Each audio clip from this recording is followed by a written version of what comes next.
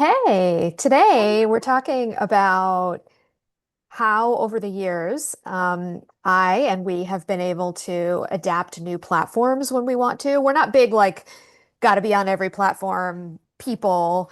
When a brand new platform comes out, we're not necessarily the first people to be like on every single new platform, but occasionally there's one that pops its little head into our world and we have figured out ways to be on new platforms and do really well on those new platforms without having to create brand new content for those platforms. So I realized the other day, as I was kind of thinking through some of my history and our history together with different platforms, that having a strategy that allows me to like take content I've already created and adapt it for new platforms whenever I see a new platform that I really like and I want to go all in on has been hugely beneficial. So today we're talking about how our viewers can also do the same thing, getting on a brand new platform, establishing yourself there without having to create brand new content from scratch. Yeah.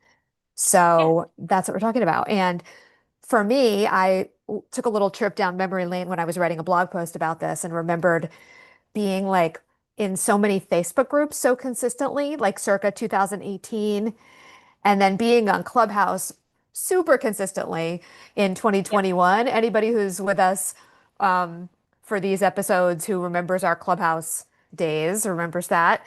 And then even recently with Threads, like I've definitely gone all in on Threads because I noticed that I liked it and it was working well for me. But in none of these situations have I ever had to start from scratch and be like, oh my gosh, what should I say on these new platforms?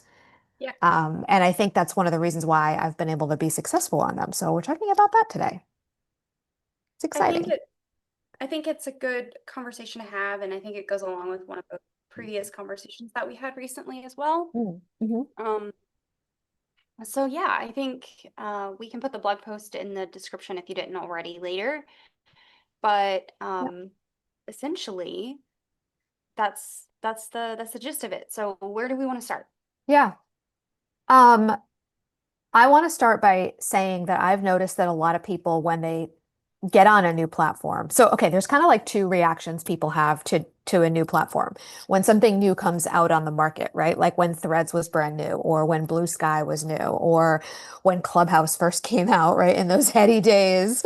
Um, some people are like, absolutely not. I cannot do another platform. My dance card is full. No, no, no, no, no, right? And then sometimes those people can feel great about that decision, but a lot of times it just creates this like sense of FOMO, like, oh my God, I should have done that, or I should be on that platform. Everybody's talking about it. Right now, it's kind of like Substack could be one of those things too, right?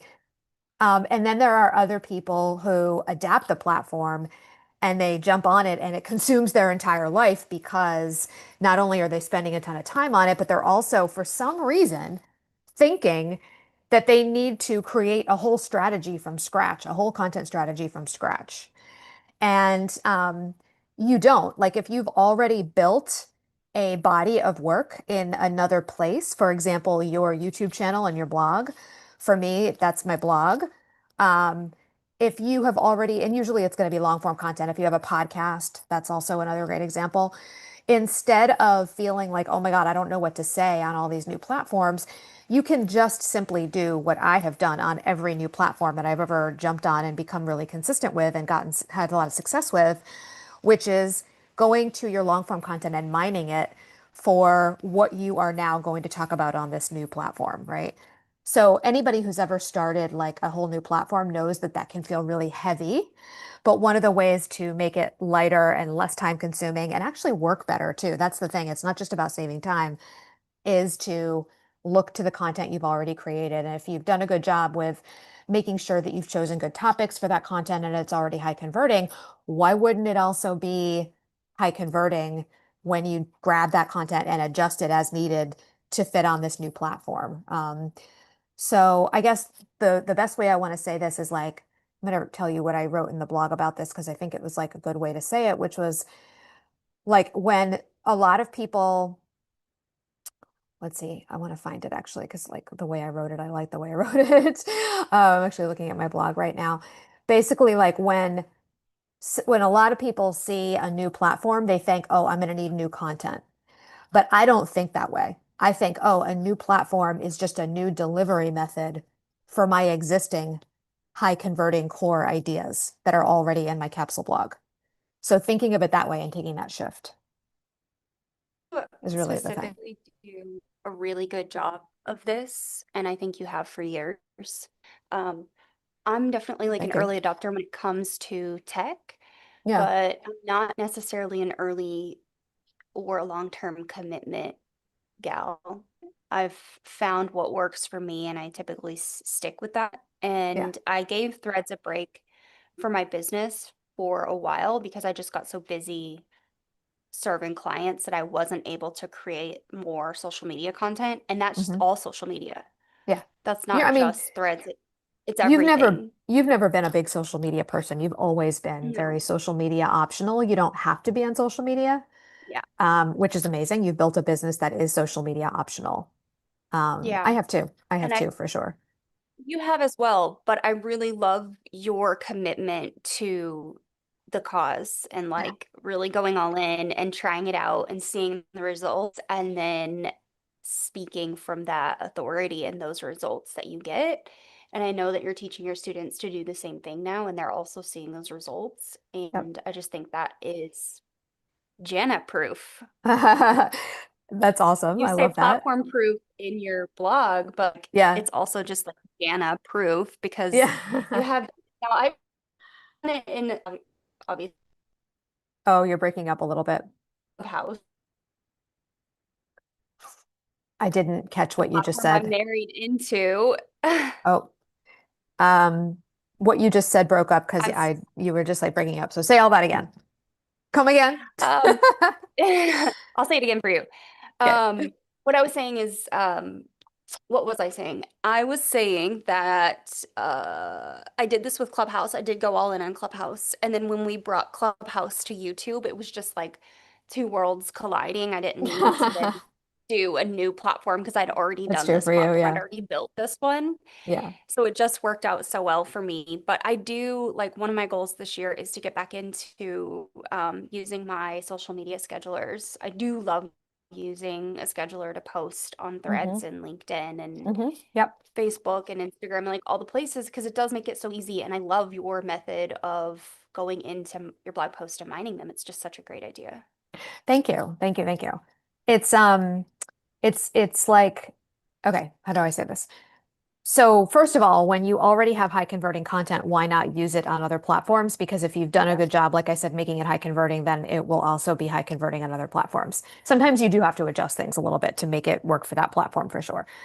Just to Yeah. be clear on that. But I think some people, like I know sometimes my students will look at me or like a friend or a peer, and they say kind of like what you just did, which is like it's amazing how, Jana, when you latch onto a platform, like you really latch onto it and you do it for a long time and you go all in on it. And I Yeah. think that one of the reasons I've been able to do that is because I, for some reason, have this personality where I'm able to easily block out other things that are not things that I've chosen. Yeah. And so I'm able to go all in on Threads because like I've probably posted once a week on Instagram now for the past, several months. Sometimes I'll Yeah. go on a little bit of a tear or whatever, but I'm kind of ignoring that platform right now. I'm pretty much ignoring like Facebook as a platform. Mhm. I'm pretty much ignoring, I could list off other platforms that I'm ignoring and I'm going all in one place. And Yeah. that to me, like I read the book Essentialism by Greg McGowan, which is basically it's such a good book. It's the idea at its core where like if you put a lot of energy and time and love and patience whatever behind like one thing, you'll be able to move that thing forward. But if you try to put a little bit of your time and a little bit of your energy and a little bit of your patience and love behind a whole bunch of things, like those things probably aren't going to move forward, right? It's like that idea Yeah. of essentialism is like really focusing in on the one thing that you've made the commitment to. Um, and then the other main reason that I've been able to do that, like latch onto a platform and have it become such a driver for me in my business. And that's the thing is like when you do it this way, when you go all in on one platform or maybe two, but not more than that, you get ROI on that one platform faster. And Yeah. that ROI, and what I mean by ROI for me is that means it gets me email list subscribers, it gets me paying clients and students. When you see that ROI, that just like feeds your motivation. And so you keep going, right? Whereas, again, if you have your energy behind a bunch of different things and you're not seeing ROI on any of them, it's easy for your motivation to obviously wane because you're not seeing that ROI and you literally just don't have the resources to like put back into, that effort.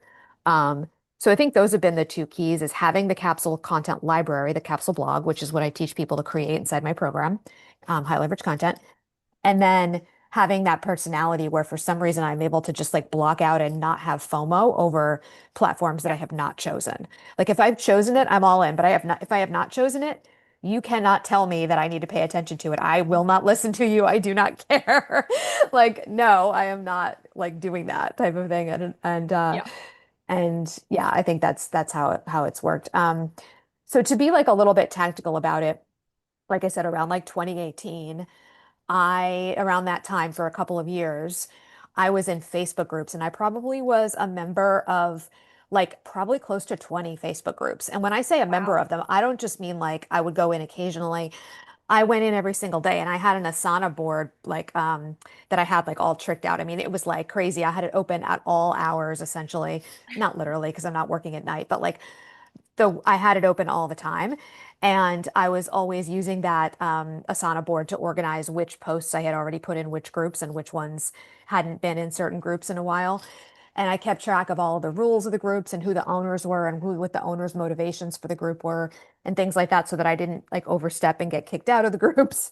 Because if Yeah. you're like, this is the platform you don't own. So you have to like watch out for like, you don't want to lose your momentum by having somebody like boot you out of their group, but I was posting and engaging meaningfully and being a good citizen of so many Facebook groups. And that's pretty much the main way that I got visibility for my blog messages at that time and got booked out as a done for you service provider with my Pinterest offers. So I was repurposing my blog and driving people to my blog and doing that through like short, helpful, like micro posts that I was pulling out of my blog and repurposing. I call them gems now, in other people's Facebook groups and then engaging as well in those groups. And that was my all-in platform for a long time. And the reason why I stopped doing that was because circa 2021, I and you at the same time, and lots of other people that we know, discovered Clubhouse, and that became my all-in platform. I'd been doing Facebook groups for many years and it was working, but I couldn't do both. I wasn't going to try to like go all in on both places. And Clubhouse just really was serving me well, and we were, doing really well there. I was getting lots and lots of email subscribers, lots of paying clients there. So I went all in on that. And in my blog post about this topic, I talk about how I decided what rooms to open based on what blog posts I had. And I used my blog posts as talking points for the rooms and things like that. So I get into that a little bit more. And then similar with threads, recently pulling pieces of my blog out. And then I also have been experimenting with delegating some of my threads content as well. And again, having content to draw from, to repurpose from, being able to say to the people who are helping me with threads, instead of saying like, hey, can you post some stuff here on threads for me? Mhm. It's saying like, here's my blog, break this down into smaller pieces of content and put them on threads in a Yep. strategic way. So much more like well directed, and it just makes delegation possible, and it makes it so that the content is it not only does it sound like me, it literally is me, because they're just repurposing what I've already created. So, okay, Yeah. that's the litany about like the specifics of the different platforms that I've seen success with over the years. It just, I mean, you've continued to be successful. You continued to grow your business, and then you made a huge pivot a couple of years ago when you really pushed into HLC, which is high leverage content, your Mhm. core content strategy course. And you continue to push the boundaries of what your funnels do. I've seen the spreadsheets, like I know what she's I've doing. seen the spreadsheets. Yes, yes, She's yes. definitely got something going on and it's working. So Yep. I am just always like inspired Oh, and thank you. in awe of what Thanks. you've got going on. And it truly is like the magic of just going all in on one thing. And I'll tell you this Exactly. from experience, so many different times I have tried to Mhm. do this and I see other people doing this and also failing. Um, I don't think you fail at it. I think you're being it's too hard on yourself. I mean, failing forward, okay? It's you've gone failing all in forward. on YouTube. I mean, you've been here on YouTube for a very long time, and I YouTube have. Yeah. is not an easy platform. So, It's really not. And in the yeah, last like year and incredibly difficult as well. And I just haven't had yeah. the energy to put into figuring out what people want. But um at one point in time I was running two different blogs, a service-based business and also a virtual assistant for like a half a dozen people. Hmm. Once I let the first blog go and I really just focused in on like being a service provider, that's when my income really started to grow. That's when my name really started to get spread around. And Because you were eventually I focusing became, on the service provider yeah, aspect of your business instead of trying to have multiple, like yeah, that's the downside or the like the bad side, I guess, of like trying to have multiple streams of income is like you're not fully 100% behind any of them, you know? Keep going. yeah. Hmm. And even when I became a service provider, I was still like my focus was still split between doing like booking work because that was the field I had come from and trying to Mm. do management of Pinterest pins and Pinterest Hmm. accounts and like social media and stuff like that. So again, once I decided to go down even further and continue to niche Hmm. um, into Pinterest marketing, that's when for me I really saw a huge difference Yeah, again yeah. and growth continued. And that has just continued over the years. I tried again with doing a travel blog, and occasionally I still write over there, but it's just Hmm. for funsies. Yeah. Yeah. Um, I've I've tried doing all sorts of things, but I think Wheel, wheeling to dream. Is that yeah, right? Yep. Okay. yeah. And I think when you really give yourself the permission to put the things aside that you know are Yeah. not actually bringing you what you want, Yeah. and you focus on what is bringing you what you at least need, Yeah. um, to survive, to put food on the table, it can really like Change the look at where game. you could be in Yeah. like a year if Yeah. you just focused on a platform instead of focusing on 12. Hmm. There's Yeah. so many. Going all in on one, maybe two, but you Yeah. know, even for my students who I say like, if you want to do two, okay, so I teach like this three-prong visibility stack Mhm. strategy where you have one long form content platform that you're all in on. For most of my students, that's a blog, although I do have occasionally students who have a podcast or a YouTube channel use the HLC method for their podcast or their YouTube channel, and it works great. But most of them, it's Yeah. the blog. And then prong two is going to be email marketing always, because Yeah. everybody needs email marketing. We all need to own our audience. And then prong three is going to be what I would call your visibility and your growth platforms. Mhm. And that's where I want people to choose one that they're all in on. And then if you want to choose one or two others that are kind of icing on the cake, but you don't necessarily feel like you have to go all in on, then that works really well. Most of my students are service-based businesses. That means they're working with clients. And when they look at their calendar for the week, a lot of their calendar is blocked off to either literally be on calls with clients if they're coaches or consultants, or Yeah. doing client deliverables if they're done for you people. So they don't have, you know, a whole like 20 hours a week to work on their marketing. So trying to be on multiple platforms is going to be even harder for someone like that. So going all in on this one like growth and visibility strategy and then maybe having a secondary one and maybe a third, but those secondary and third ones, you don't have to feel like you have to be all in on them. You can just be using them to like diversify a little. And one of the nice things about doing this way is that you can feel confident that even if you're all in on something and it's a social media platform and you were to lose that social media platform, it wouldn't be the end of the world like it is for some people who are so dependent on that social media platform because you have your blog and because you have your email list. Yeah. And the same thing where if you decided to pivot away from Facebook groups, like I did after 3 years of being all in on those into a new platform, you can feel like that's okay because that's you're not relying on it. It's just a place where you can grow your audience, grow your, you know, your reach, use the content you already have and get more visibility for that content and your offers. So, yeah. No, I think that's good. I think it's Mhm. a thoughtful discussion, Sharon says, what are your thoughts about using AI automations to repurpose content onto other platforms? Sharon, I think it depends.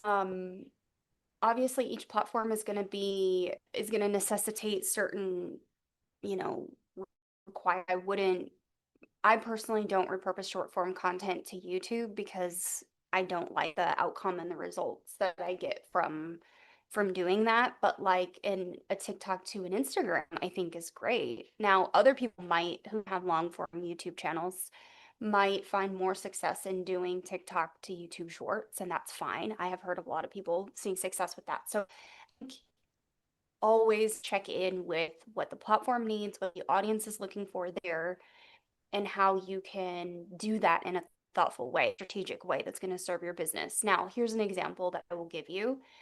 I tend to have a very similar audience on LinkedIn and YouTube, or LinkedIn and Threads.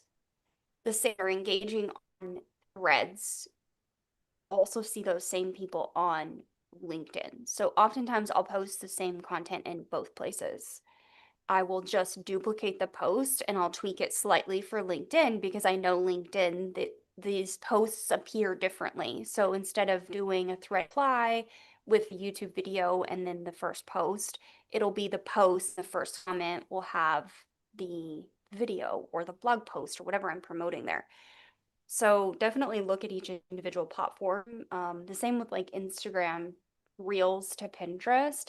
I tell people all the time, if not a piece of content that someone would necessarily Pinterest, then one, don't repurpose it to Pinterest. Leave that on Instagram to do its thing. So I don't know, Jana, what are your thoughts? Sharon's question What was her was, what question are your about thoughts about AI? using, yeah, what are your thoughts about using AI and automation to repurpose content to other platforms? Yeah, AI and automation. So to me, those are two different things. Automation is like, Like a for example, tool. connecting your Instagram to Pinterest so that automatically your Instagram content's going to Pinterest. Um, we like that. We have a little bit of a strategy behind it Yep. that is a little bit less than set it and forget it, but generally we like that idea, especially recently when they made that change where now your carousel posts from Instagram are actually going over to Pinterest as carousels instead of as one pin for every single damn slide. That was so annoying. It was.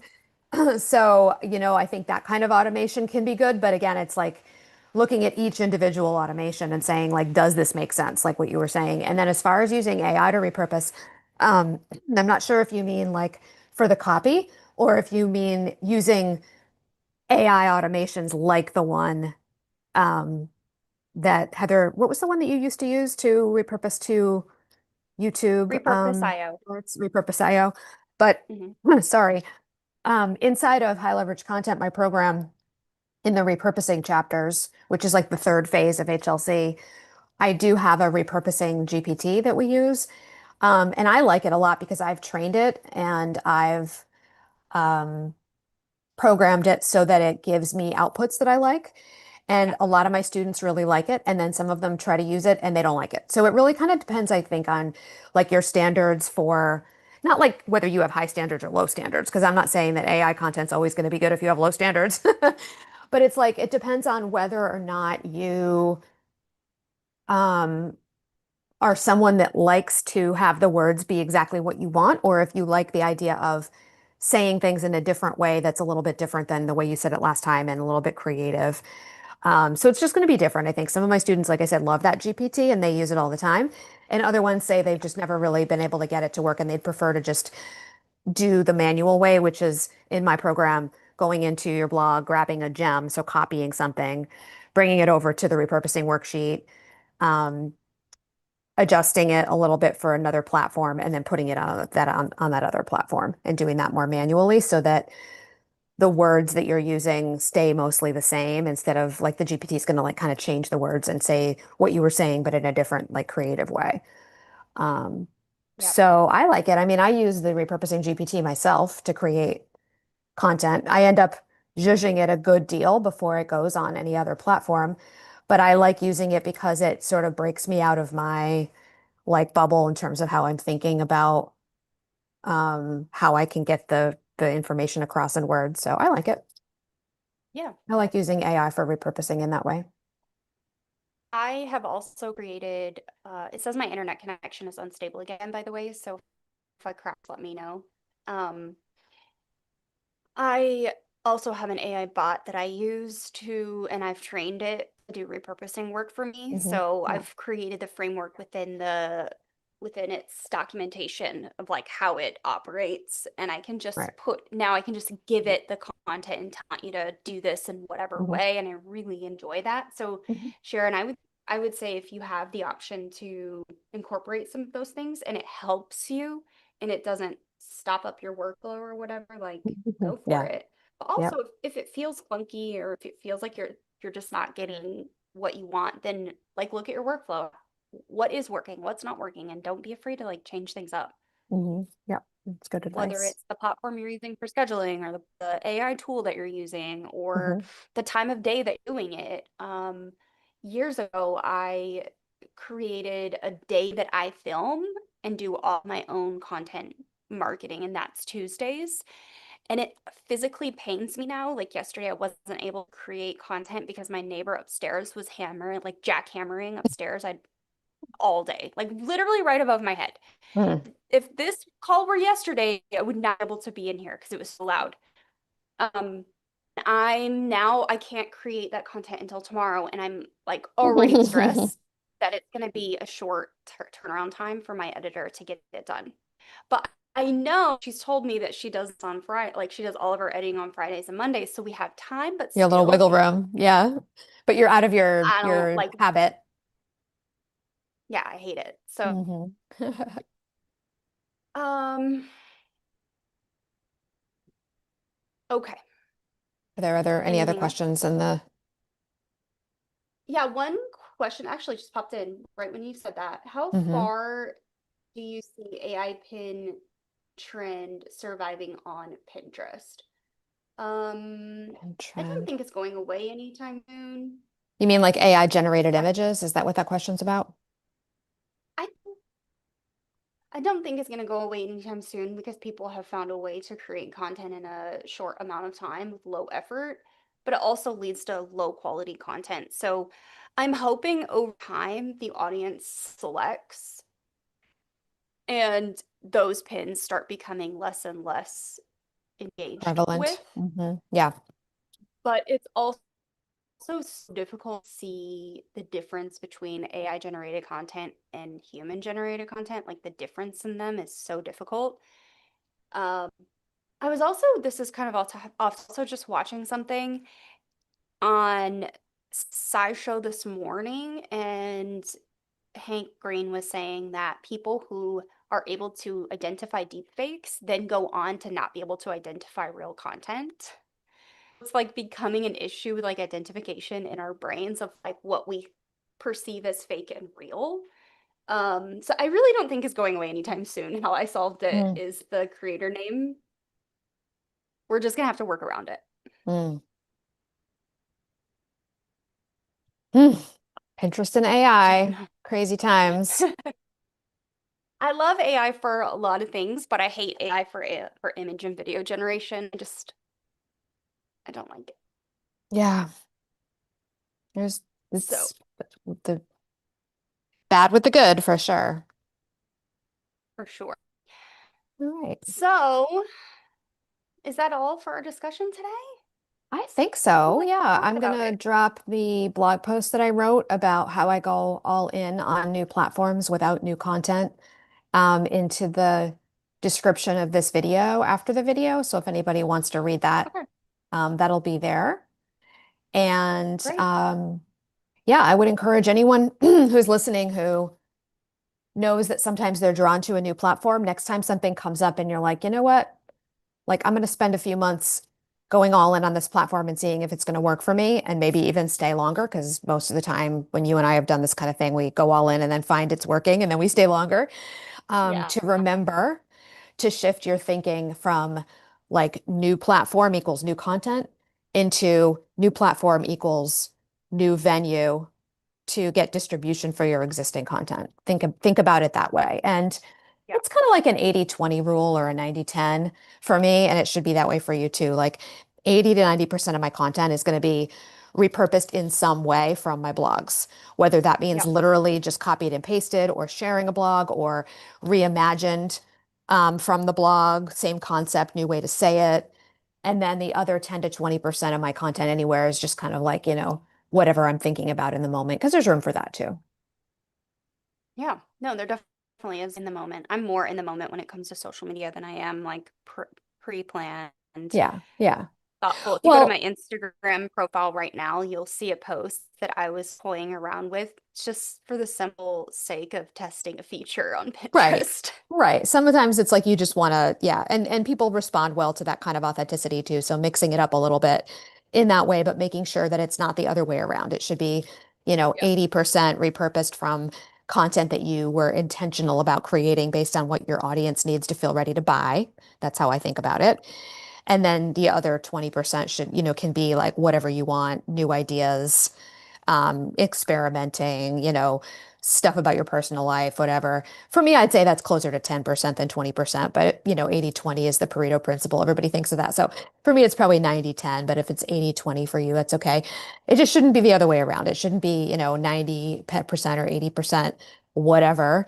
Not intentional, spaghetti against the wall, whatever. And then the other, 10%, more intentional. It should be more of it should be intentional and less of it, um, you know, anything goes, in my opinion, in my humble opinion.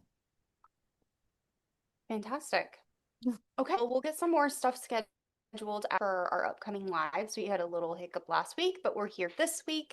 Yeah. We'll see you next week. Oh yeah, we In the weren't here last week. meantime, That was my fault. I had a little death in the family. So yeah, yeah, that's but we're okay. back. Time, and we're now, and we'll see you guys next week. See you next week. Bye. Awesome. Cool.